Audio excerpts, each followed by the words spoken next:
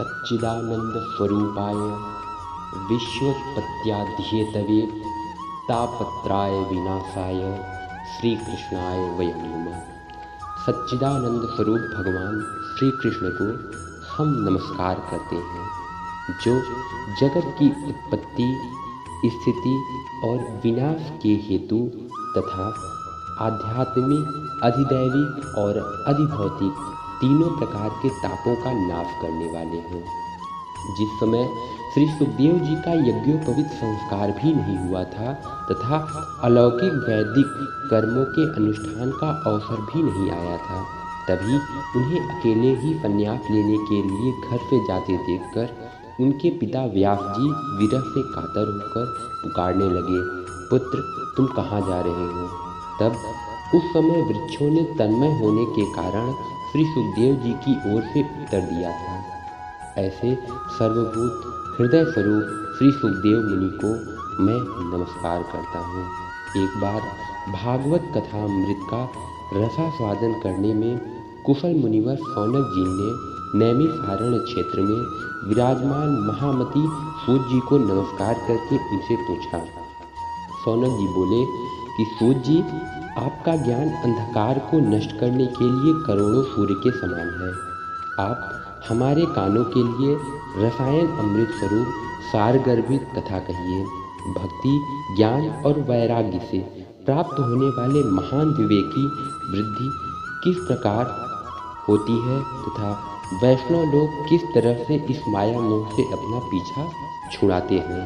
इस घोर कलिकाल जीवन में जीव प्रायः असुरी स्वभाव के हो गए हैं।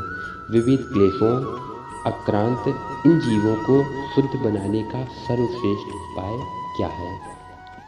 तब सूत जी, आप हमें कोई ऐसा शाश्वत साधन बताइए जो सबसे अधिक कल्याणकारी तथा पवित्र करने वालों में भी पवित्र हो तथा जो भगवान श्री कृष्ण की प्राप्ति करा दे।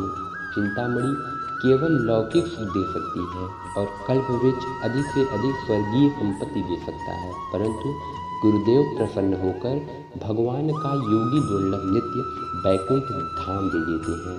तब सूत जी ने कहा कि सौनक जी, तुम्हारे हृदय में भगवान का प्रेम है, इसलिए मैं विचार कर तुम्हें संपूर्ण सिद्धांतों का निष्कर्ष सुनाता हूँ, जो जन्म मृत्यु के भय का नाश कर देता है, जो भक्ति के प्रवाह को बढ़ाता है और भगवान श्री कृष्ण की प्रसन्नता का प्रधान कारण है। मैं तुम्हें वह साधन बतलाता हूँ, उसे सावधान होकर सुनो। श्री सुखदेव जी ने कलयुग में जीवों के काल रूपी सर्व के मुख का ग्रास होने के त्रासक का अत्यंतिक नाश करने के लिए श्रीमद् भागवत शास्त्र का प्रवचन किया है। मन की शुद्धि के लिए इससे बढ़कर कोई साधन नहीं है। जब मनुष्य के जन्म जन्मांतर का पूर्ण उदय होता है, तभी उसे इस भागवत शास्त्र की प्राप्ति होती है। जब सुखदेव जी ने राजा परीक्षित को यह कथा सुनाने के लिए सभा में विराजमान हुए, तब देवता लोग उनके पास अमृत का कलश लेकर आए। देवता अपना काम बनाने में बड़े कुशल होते हैं, अतः यहाँ भी सबने सुखदेव मुनि को नमस्कार करके कहा कि आप यह अमृत का कलश लेकर बदले में हमें कथामृत दान दे दीजिए। इस प्रकार परस्पर विनिमय अदला बदली हो जाने पर राजा परीक्षित अमृत का पान करें और हम सब श्रीमद् भागवत स्वरूप अमृत का पान करेंगे। इस संसार में कहाँ कांच और कहाँ महामूल्य मणि तथा कहाँ सुधा और कहाँ कथा। श्री सुखदेव जी ने कहा, उस समय देवताओं की हंसी उड़ा दी। उन्हें भक्ति शून्य जानकर कथामृत का दान नहीं किया गया। इस प्रकार श्रीमद् भागवत की कथा देवताओं के लिए भी दुर्लभ है। पूरे काल में श्रीमद् भागवत के श्रवण से ही राजा परीक्षित की मुक्ति देखकर ब्रह्मा जी को बड़ा ही आश्चर्य हुआ। उन्होंने सत्यलोक में तराजू बांधकर सब साधनों को तौला। अन्य सभी साधन तौल में हल्के पड़ गए। तब अपने महत्व के कारण भागवत ही सबसे भारी रहा। यह देखकर सभी ऋषियों को बड़ा विस्मय हुआ और उन्होंने कलयुग में इस भागवत शास्त्र को ही पढ़ने सुनने और तत्काल मोक्ष देने वाला निश्चय कर लिया। सप्ताह विधि से श्रवण करने पर यह निश्चय ही भक्ति प्रदान करता है। पूरे काल में इसे दयापरायण सनकादिक ने देवर्षि नारद को सुनाया था। यद्यपि देवर्षि ने पहले ब्रह्मा जी के मुख से इसे श्रवण कर लिया था, तथापि सप्ताह श्रवण की विधि तो उन्हें सनकादिक द्वारा ही बताई गई थी। फिर शौनक जी ने पूछा कि सांसारिक प्रपंच से मुक्त एवं विचरणशील नारद जी का सनकादिक के साथ संयोग कहाँ हुआ और विधि विधान के श्रवण में उनकी प्रीति कैसे हुई। सूर्य जी कहते हैं कि अब मैं तुम्हें वह भक्तिपूर्ण कथा सुनाता हूँ जो श्री सुखदेव जी ने मुझे अपना अनन्य शिष्य जानकर एकांत में सुनाया था। एक दिन विशालपुरी में वे चारों निर्मल ऋषि सत्संग के लिए आए। वहाँ उन्होंने नारद जी को देखा। सनकादिक ने पूछा कि ब्राह्मण, आपका मुख उदास क्यों हो रहा है? आप चिंतातुर कैसे हैं?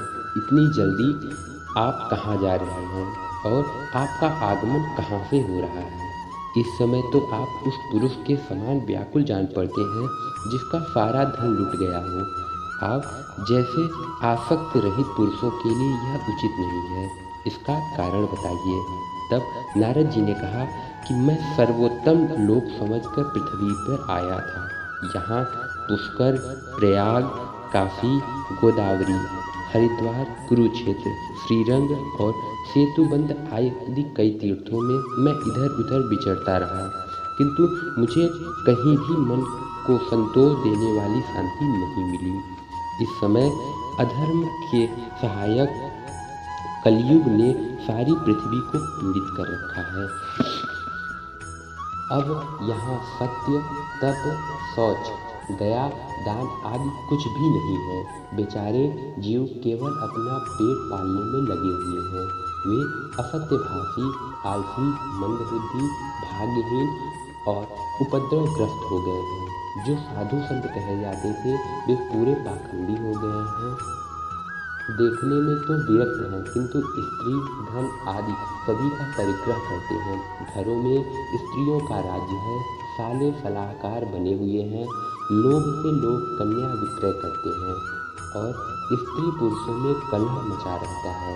महात्माओं के आश्रय तीर्थ और नदियों पर यवनों विधर्मियों का अधिकार हो गया है। उन दुष्टों ने बहुत से देवालय भी नष्ट कर दिए हैं। इस समय यहाँ न कोई योगी है और न ही कोई सिद्ध, न ज्ञानी और न सत्कर्म करने वाला ही कोई बचा हुआ है। सारे साधन इस समय कलिरूप दावान से जलकर भस्म हो गए हैं। इस कलयुग में सभी देशवासी बाजारों में अन्न बेचने लगे हैं।